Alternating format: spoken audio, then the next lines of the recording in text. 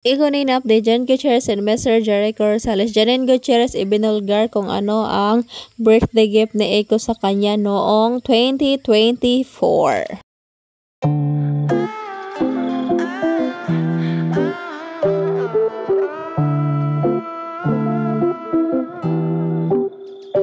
Alright, what's up guys? Welcome back po muli sa aking YouTube channel. So for tonight's video update, iko na yung update, Janine Gutierrez and Mr. Jericho Rosales update.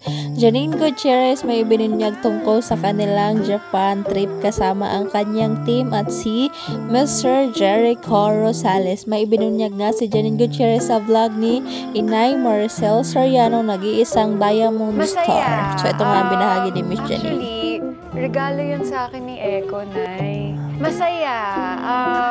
Actually, regalo yun sa akin ni Eiko, Nay. So ayun nga, ibinunyag ni Miss Janine Gutierrez na birthday gift umano ni Jericho ang kanilang Japan trip kasama sa Eiko, of course, kasama ang nagbigay ng birthday gift, and of course kasama din ang team ni Janine kasi nga kasama nga ni Janine ang kanyang team. Well, ang pinunto talaga nila ni Miss Janine is ang Tokyo Film Festival, at dahil nga paundas, medyo mahaba-haba yung bakasyon, so sinulit na nila yung moment doon habang nandun pa sila at habang bakasyon pa, wala pang work. Dinagdag nga ni Miss Janine Gutierrez na tamang timing yung time na yun, kasi if naalala nyo guys, pa-end yung October nung pumunta sila ng Japan for the Tokyo Film Festival, then nung first week sa November is undas, alam nyo na, regular holiday, so medyo mahaba-haba yung bakasyon, kaya enjoy na nila yung moment guys. Samantala, Janine Gutierrez sobrang thankful sa kanyang mga best friend na sinuportahan ang kanilang Phantasmia film now showing in cinemas. So yan nga ang binahagi ni Miss Janine Gutierrez na nakalagay sa caption is,